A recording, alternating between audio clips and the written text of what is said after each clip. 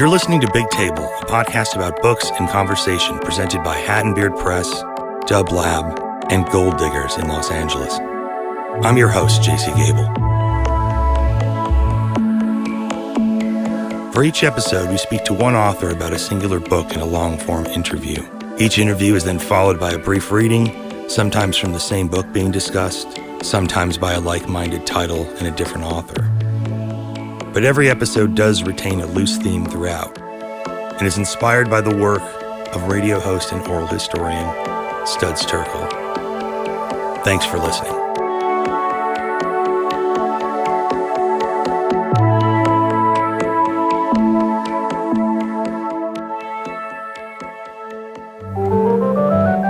George Orwell, whether you like or appreciate his work, is a writer we cannot ignore, even 71 years after his early death in 1950 of tuberculosis. The late author, journalist, and polemicist Christopher Hitchens, himself an Orwell biographer, rightfully illuminated that he died an almost Dickensian death of poverty. Yet in death, Orwell's name is brought up constantly, as is the much misused phrase Orwellian. The over-the-top dystopia he created in his final masterwork, 1984, and its earlier sister novel, Animal Farm, seem more prescient than ever. Since Orwell's death, the novel 1984 has experienced no less than 4 best-selling resurgences. The first took place in the mid-1950s, when the BBC first aired an adaptation of the novel. Its bleak worldview shocked the British public and was, up until that point, the most-watched TV program in Britain, second only to the crowning of Queen Elizabeth II.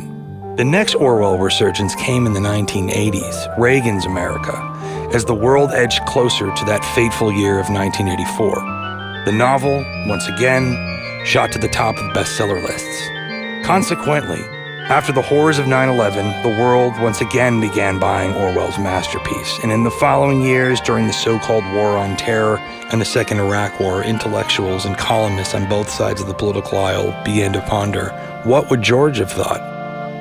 And then there is the election of Donald Trump in 2016. After the MAGA dipshit insurrection on January 6, 2021, Orwell's been brought into the debate once again, but not in a way that you would think. Neo-fascist and shameless Missouri Senator Josh Hawley cried foul and name-checked Orwell on Twitter after his book contract was canceled following the events of January 6 and his role on that day. Similarly, Donald Trump Jr. whined on Twitter about his father being permanently banned from the social media platform. He candidly, without a hint of irony, deadpanned that, quote, "We're living in George Orwell's 1984. A flurry of think pieces followed in the media, spiking the sales of the novel a 5th time. And this was just in time to feature our conversations in December 2020 with 2 authorities on the man versus the myth. Professor and Orwell biographer John Rodden has spent many years as a scholar studying every word the man wrote. Rodden has published 2 definitive books on Orwell, the most recent of which, Becoming George Orwell, Life and Letters, Legend and Legacy, was published by Princeton University Press.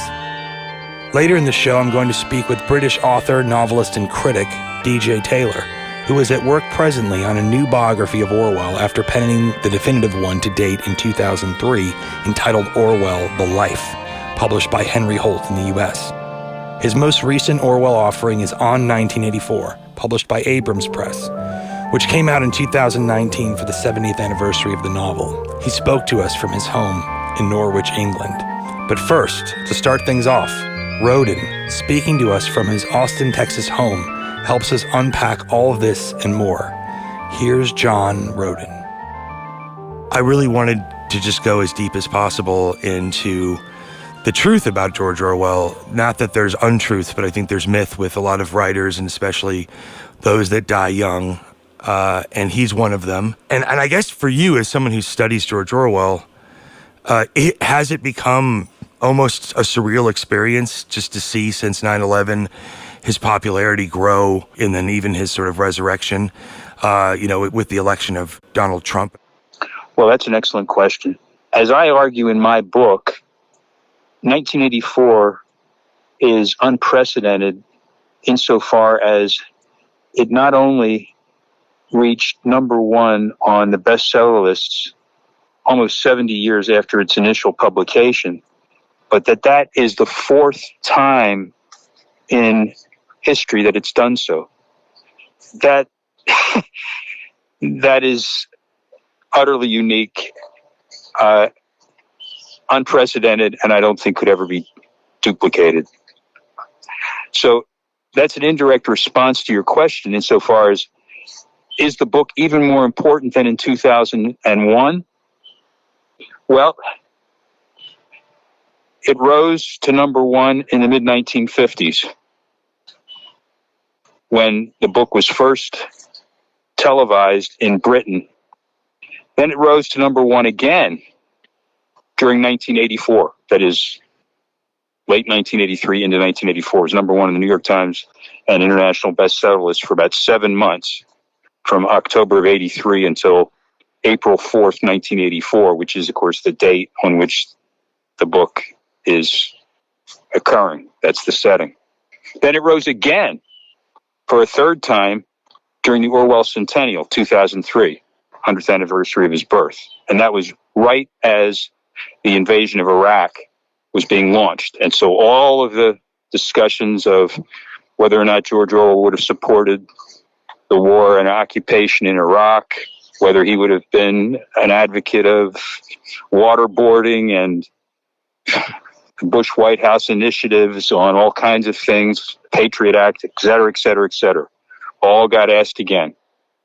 And then for the fourth time in January 2017 with Donald Trump. One could make the case, I think, that any of those 4 moments were the high watermark.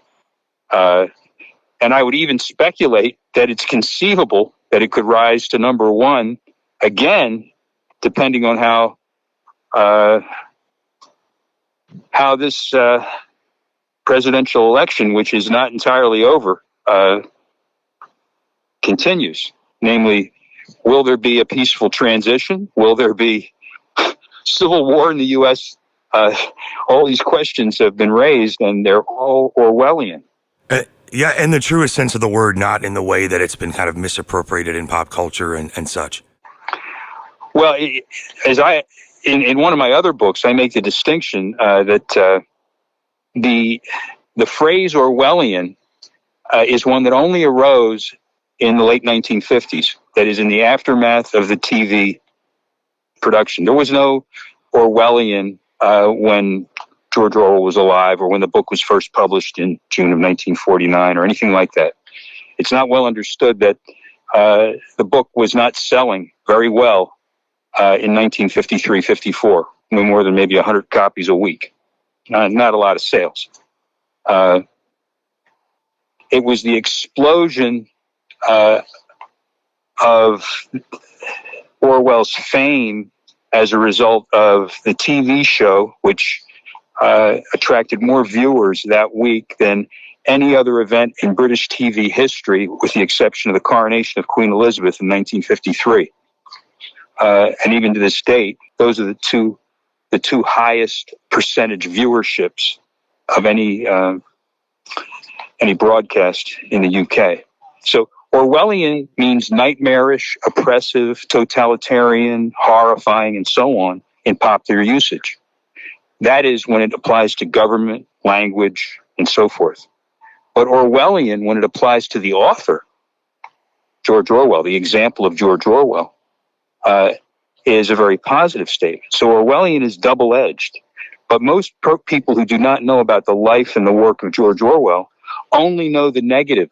Orwellian is the only proper adjective that cuts both ways, depending on whether it's about the vision of 1984, the book, or about the virtues of intellectual integrity and moral courage and literary excellence that the author exemplified.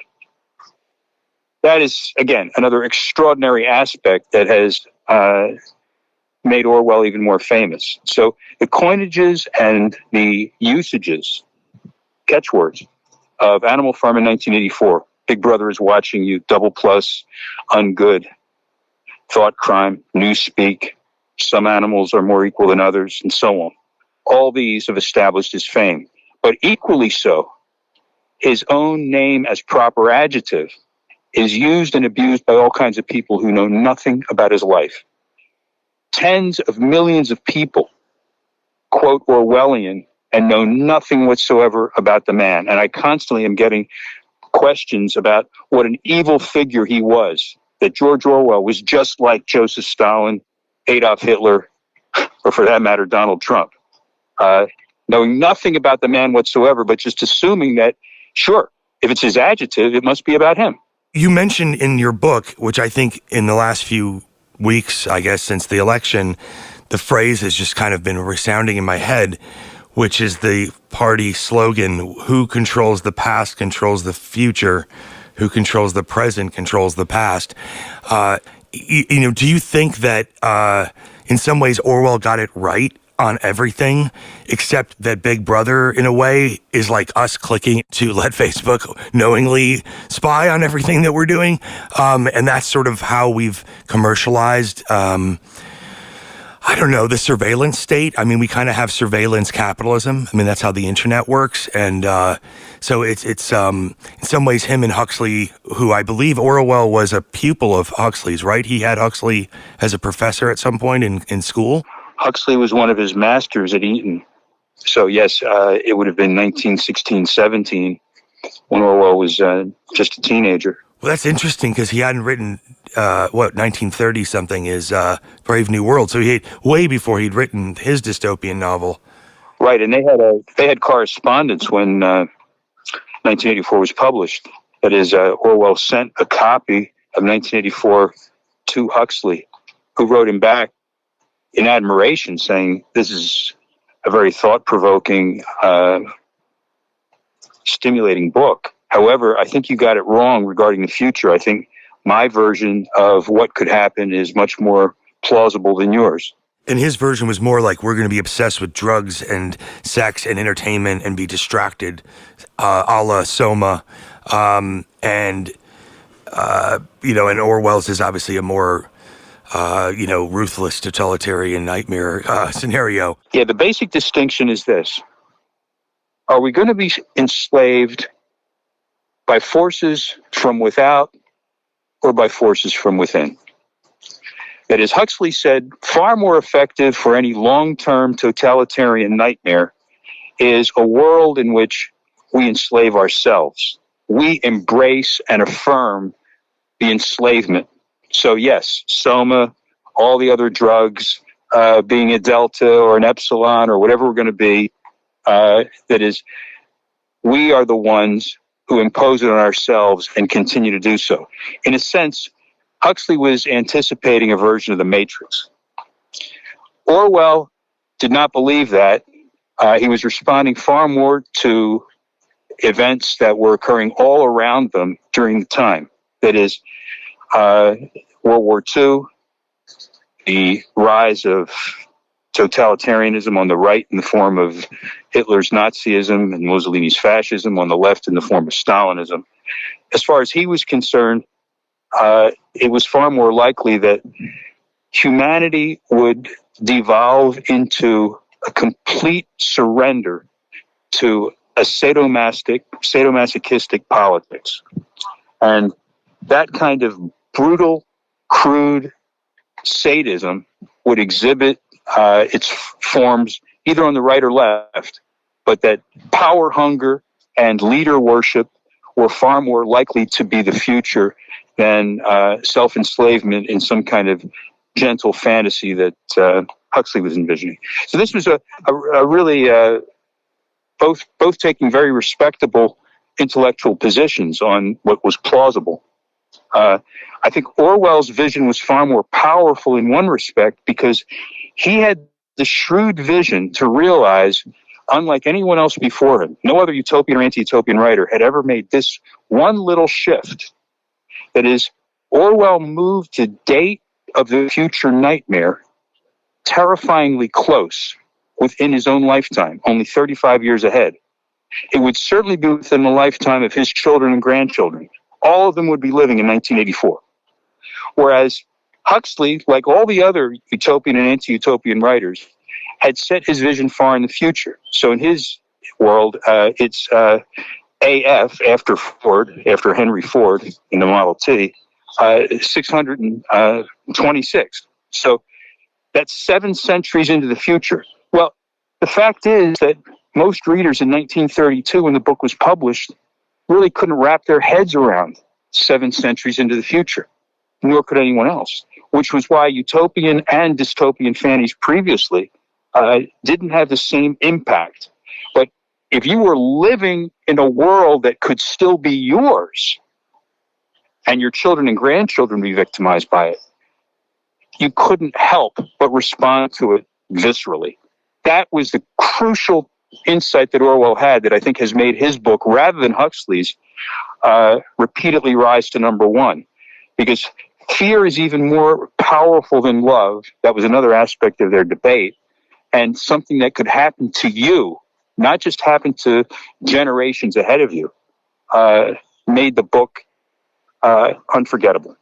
I remember the phrase common decency, which I think is a phrase that is being brought up now by the Biden campaign. And I wanted to see if you had noticed that at all in the most recent campaign, or just this idea that Trump has been so outrageous that once again, Orwell's, I think you used the word coinages, are playing out in yet another realm. Well, certainly, depending on who you're listening to, Orwell's catchwords and neologisms, and yes, his coinages, are bandied back and forth. They say that the devil can quote scripture to his purpose.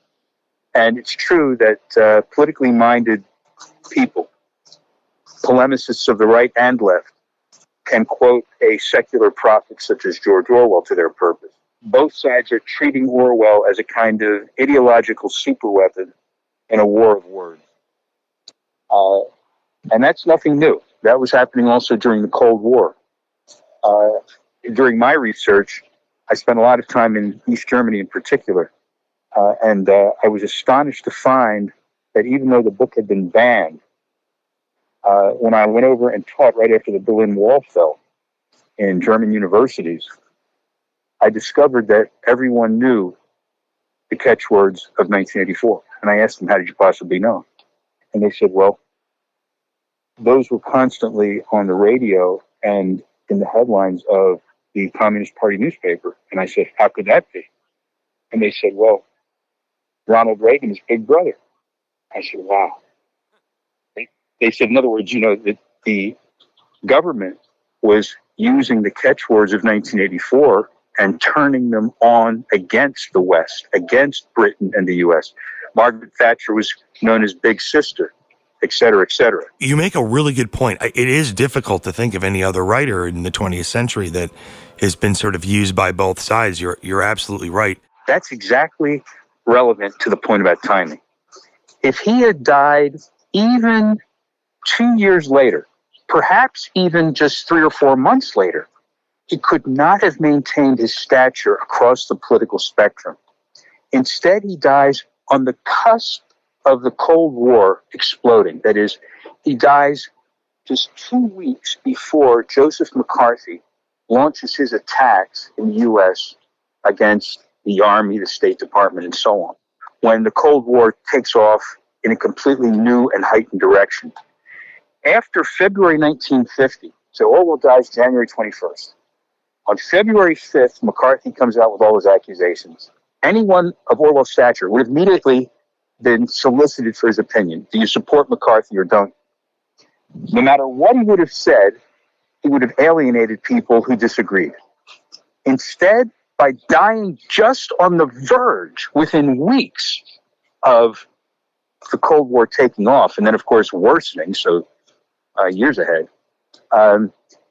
he remained a blank slate on which any politically minded figure could write him and claim his mantle. So Orwell becomes a very vague figure, and instead it's the catchwords of Orwellian and the vision of 1984 that enters the scene and really displaces the writer and his vision and institutes a big brotherish figure who can simply mouth these kinds of attacks. Battle certified in a Cold War of words. And he's been that way ever since. I think you're absolutely correct. I think so many people are quoting Orwell without even realizing it. The two that stuck out to me the most was 2 + 2 = 4, not 2 + 2 = 5, which I don't even know if people realize that is from 1984, or the very concept of objective truth is fading out in the world today. It's maybe not phrased that exact way, but that is what the punditry of a certain side, or sometimes, like you said, both sides, is using to make their case, and quoting Orwell unknowingly. The fact is, George Orwell is quoted and debated more often than even writers today. Christopher Hitchens and I used to discuss that. I was also a friend of Christopher Hitchens, whom I regarded as a kind of successor to Orwell. An extraordinarily controversial figure who exhibited a great deal of moral courage and intellectual integrity in his own right, as far as I'm concerned. But be that as it may, the point is here that Orwell is unique as somebody who, in a sense, exhibits the famous Roman dream, non omnis moria, not all of me will die. And it's true. Because of the unique impact of Animal Farm in 1984, and in particular the slogans, the catchwords, not all of Orwell has died. What has remained has been some literary excrescence that circulates throughout this universe of discourse whenever political debates occur. That is, he is a name to set argument going wherever politics intrudes. And so long as the basic dynamics of conflicts between the right and the left, or conflicts between freedom and tyranny, or between socialism and capitalism, or whatever very high-level oppositions occur, as long as those kinds of political and psychodynamics are still in play, I believe that Orwell and his catchwords will continue to figure in these debates, and he'll continue to be alive, indeed more alive than almost any other writer, dead or alive.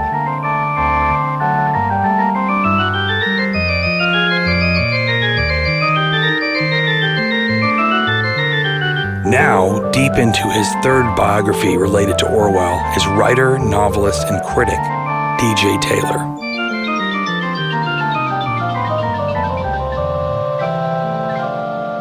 You wrote a great book last year for the anniversary of 1984, which is sort of a book-length study of the novel.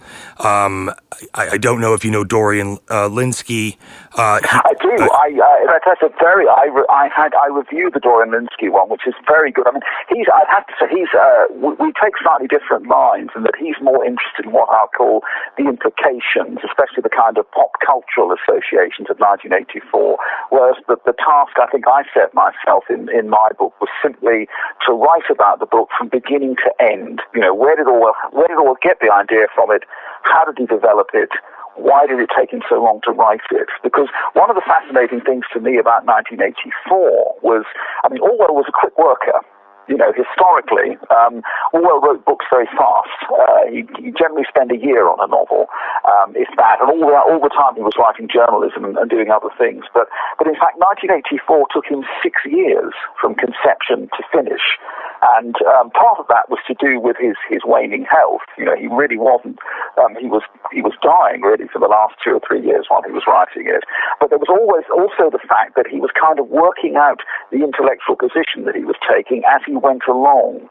So one of the fascinations about tracking the course of 1984 is to read the essays and the pieces of journalism that he was writing during the process of his composition. These are essays like Politics in the English Language or You and the Atom Bomb, you know, where he begins to work out his theories of how the world is dividing up into these great superstates permanently at odds with each other. And then you can see how this thought is kind of leaching into the book that he's writing at the time. And I think that's one of the reasons that it took him so long. That's a really interesting point. I think the biggest takeaway from reading most of your work about Orwell was just how much the Spanish Civil War played a role in the sort of the conception of 1984. Not that the novel wasn't also about, Stalin's Russia and the Nazis. I'm sure that was part of, it seems like that was part of it too. But the lineage of it. I absolutely agree with you. But it seemed like because he was fighting in that war firsthand and, publishing what later became Homage to Catalonia, which I think is one of my favorite of his nonfiction books. It seems like that was where he witnessed firsthand some of the concepts that become the tropes of 1984 that everyone repeats and can almost make a bumper sticker of living in, Trump's America. Yes, I absolutely agree with you about that, because one of the tasks which is set for anybody who starts working biographically on Orwell is the development of his political consciousness. And it's very easy to think, here is someone who worked as a servant of the British Raj in Burma in the 1920s. It's very easy to assume that he came back from the East in 1927 with his political ideas fully formed. But this isn't the case. I mean, just to give you an idea, I discovered recently a letter that he wrote to a girlfriend of his in 1931. Now, autumn 1931 in Britain was real catastrophe time. We were going off the gold standard. A national government was going to be elected. There was an economic crisis. It really was sort of, it was backs against the wall in Britain in the autumn of 1931. And Orwell was actually living in London at the time, and he writes to his friend Eleanor Jakes, and he says something like, conditions here are pretty serious. There's probably going to be food riots in London in the autumn. And then he says, but I don't really know much about this because I know nothing, nor do I take any interest in politics. So that's Orwell writing in 1931. Even when he went on the journey around the depressed industrial north of England in 1936, the journey that was later written up as the Road to Wigan Pier, what I really think, having read the diaries he wrote as well as the book itself, is that although he was obviously concerned by the social conditions that he witnessed and the destitution and the closed factories and all this kind of thing, he was observing it rather than sort of empathizing with it or drawing any political conclusions from it. Because when he will meet socialists, members of the Labour Party up in the north, and he regards them almost with a kind of anthropological interest. And he'll say that Mr. So-and-so, who I met, is active in the Labour movement, as if it's, he doesn't really know about it. He's still feeling his way in terms of the political situation. And even when he went to, he says in either in Homage to Catalonia or in one of the associated essays that when he went to Spain, he didn't really know anything about the political situation in Spain. He just thought that the Spanish Republicans needed help. And it was only, as you say, it was only when he got there and witnessed conditions in revolutionary Barcelona where the middle classes seemed to have disappeared. And he thought that he'd seen the society being run on genuinely egalitarian lines. It was only then, I think, that he started to formulate anything that we would regard as, his later political position. And I think you put this well in that film that was done for, I don't know, it was Channel 4 or something. Yes, it's the South Bank show, which was an ITV arts program. Sorry. Yes. But you said that, and I'm paraphrasing here, that it could be that Orwell understood, fascism and totalitarianism better than most because he started his career and was raised by, colonial policeman, father, had the similar career himself. And then, he understood, quote, what it's like to be a victim of the regime, which in his case, I guess, in his early life was imperialism. That's right. I think one of the reasons he understood fascism, I think, so well because he had a slight fascist streak and totalitarian streak in himself. When he was, he writes that when he was in Burma, he was as a colonial police officer, he was terribly conflicted because half of him sympathized with the oppressed Burmese natives, and he says the other half of him wanted to drive a bayonet into a Buddhist priest's guts. Because he disliked the fact that he was constantly being mocked. If he walked down a village street, people would hoot at him because he was the representative of British colonialism. So, I think, and he's also, the other thing too is that he's capable, we remember we remember that he was shot through the throat by a fascist sniper in Spain in 1937, and only very narrowly survived. But he was still capable of showing extraordinary objectivity about this. I mean, he later wrote, he said, he didn't believe that there was a case for fascism, but he thought that certain individual fascists did have a case. Because he said to his friend Anthony Pohl that, we regard the Spanish Civil War, people did at the time, as this great, defining, definitive ideological conflict. But he said, at the British, that the side you fought on depended on where you lived in Spain. It's rather like the English Civil War. If you lived in a particular part of the country, you supported the king. Ideology really didn't come into it. Which, again, I think is a terribly objective comment from somebody who went through the Spanish Civil War and nearly died.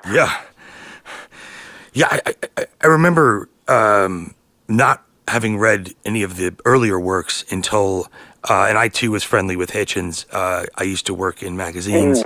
And when his book, Why Orwell Matters, came out, I think it had a different title in England. Yes. Yeah, I remember the premise of his book was sort of that Orwell, why he's remembered so fondly, or maybe so prophetically, is because he got the three things of the 20th century right, about imperialism, fascism, and totalitarianism, and exposing, sort of the lies and the fraud behind all of that. Do you subscribe to that being the reason why he's so easily can be claimed for both the left and the right? Well, he can be claimed by virtually everybody. I agree with you about that. I think that the reason why we regard him as such a prophet is that he not only kind of foresaw the way in which international power politics was going to go, but he kind of foresaw the technological basis of it as well. He saw that it was going to be done through surveillance. He saw that it was going to be a case of sort of mind control almost. And the other thing I think he did, and I always labour this point because it seems to me that it's sometimes sort of slightly overlooked in considerations of Orwell, is that what he's looking for, I think, all the time, he was one of the first writers properly to grasp the implications of a post-religious world, or a post-Western religious world. I'm not talking about the religions of the East that are all going strong. But what I mean by that is that, he was brought up in the tradition of Western Christianity, which was in decline at the time when he began observing it. But he understood that what this had created was a vast reservoir of displaced religious sensibility that was looking for a home. And I think he also saw this was something that totalitarianism bought into. Big Brother was obviously like a religious cult, and yet at the same time, the point of totalitarianism is that it can only exist if nobody believes in an afterlife. Because if you don't believe that there's going to be any retribution or reparation for what you do when you're living on the planet, then nothing else matters. I think it's interesting too that O'Brien in 1984, the inner party member who tempts Winston and leads him astray so that he can reform him and get this heresy out of his mind. He's on at least two occasions he's described as being a priestly character, sacerdotal, like a priest, as if he's actually conducting some religious ceremony in the way that he's, getting Winston back onto the ideological track. So I think that's all quite interesting too. I reread 1984 after reading your book again. I hadn't read it. I mean, I've read it since high school, but I feel like it is depressing, but when you think about it as a warning, in which it seemed, and Animal Farm to some degree is, maybe those two books seem almost intertwined. Sort of sort of the lesson of both of them is this is a warning of what could come if we get too hubristic, which of course, the present world is looking pretty post-truth at the moment. I agree with you about that, and you're quite right in that they are very linked books, 1984 and Animal Farm. But I think it's also important to stress the continuities in that Orwell wrote 6 novels, 4 of them written before the Second World War, are quite sort of naturalistic, old-fashioned novels about real people living in a real world rather than in a projected dystopia. But the plot of all Orwell's 6 novels is essentially the same. It's all about a frustrated, bitter, solitary outsider who tries to rebel and is squashed by the system, or has to make some kind of compromise with it. And at the end of the book, although certain adjustments have been made, is pretty much in the position that he or she began it in. They're deeply determinist and fatalist novels, and I think they go a long way into the heart of the kind of person that Orwell was, and the very fatalistic view that he took of the world, and indeed of his own life. I mean, he's supposed to have said on his deathbed to a friend who went and visited him in University College Hospital, he's supposed to have just sat there and said, "I've had it coming to me all my life."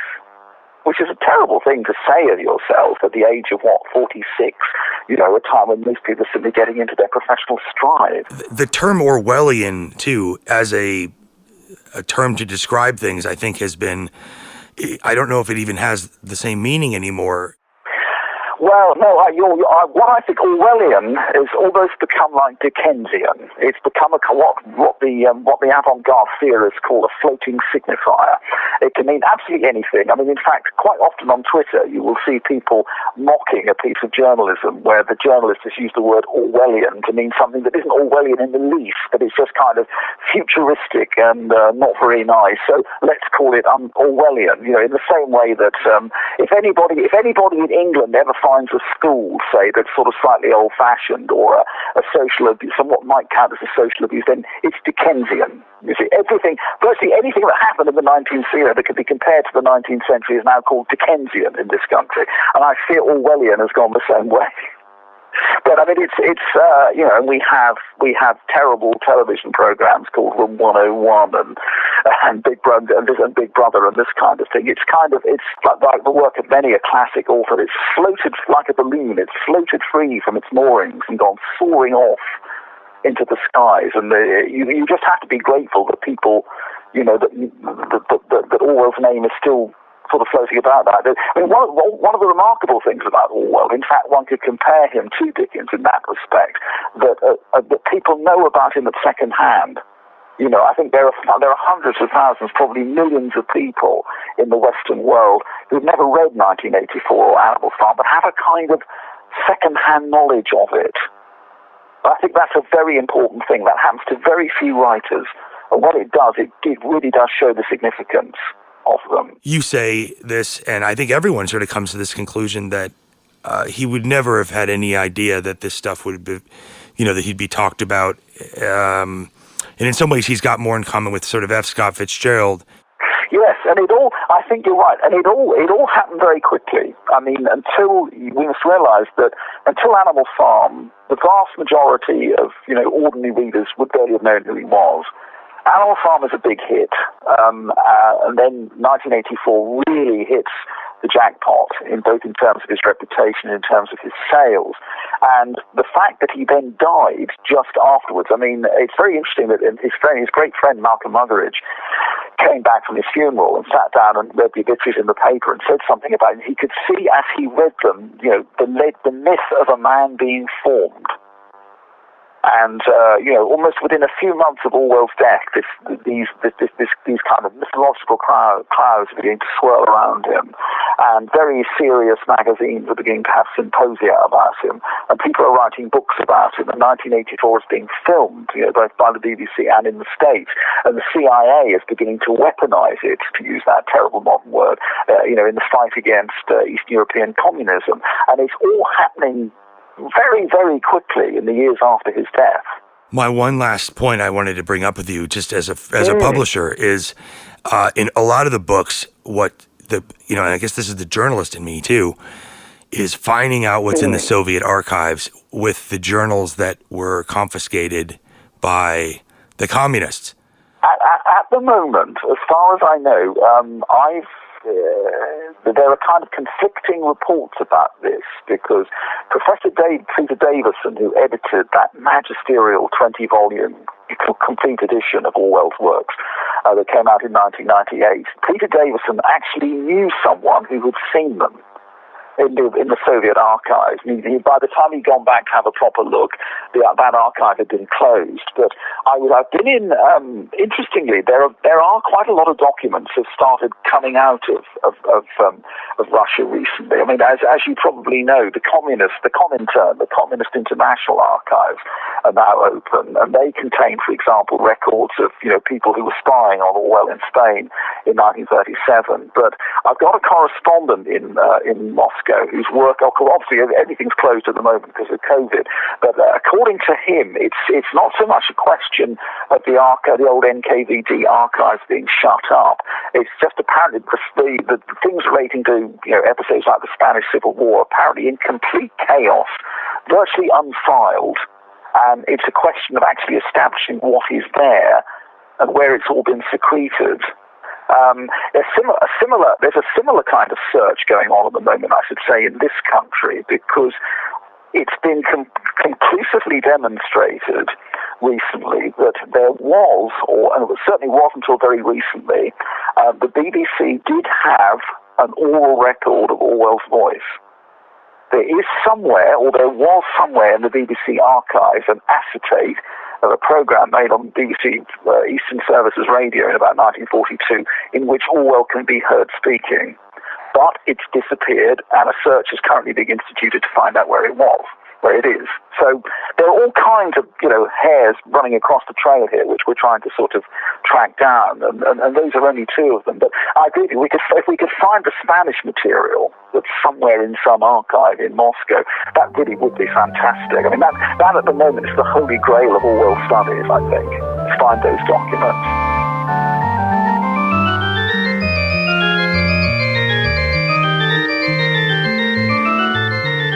On 1984 by D.J. Taylor, published by Abrams Press, is available now. And Becoming George Orwell, Life and Letters, Legend and Legacy by John Rodden, published by Princeton University Press, is also available now.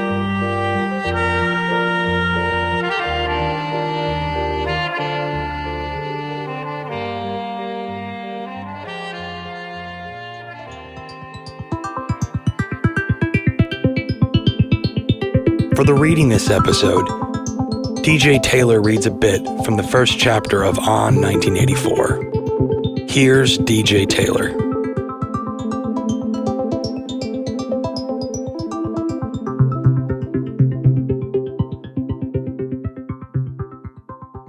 Finally, there is the question of Orwell's state of mind when he came to the end of this Herculean task, an endeavour, it's worth remembering, that had taken him 5 years to accomplish, and whose last stretch may very well have helped to kill him.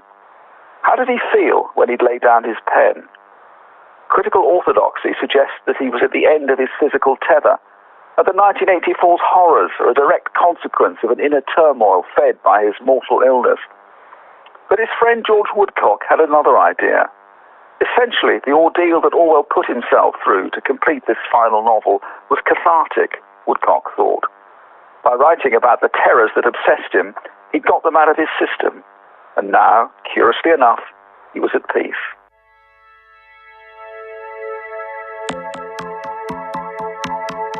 To support Big Table, go to bigtablepodcast.org/bookshop. You can help us and independent bookstore culture at the same time. Big Table is produced and presented by Hat and Beard Press, Dub Lab, and Gold Diggers in Los Angeles, and is supported by Invisible Republic, a nonprofit arts organization based in Chicago, New York, and Los Angeles. You can learn more about their community-based programs and publications at invisiblerepublic.org. Big Table would not exist in the audio world without the expert skill sets, friendship, and dedication of sound designer and editor Matea Bain and audio engineer Jacob Ross. Special thanks to Eric Gorman at Gold Diggers and Alejandro Ale Cohen at Dub Lab for early encouragement and engineering prowess. Thanks again for listening.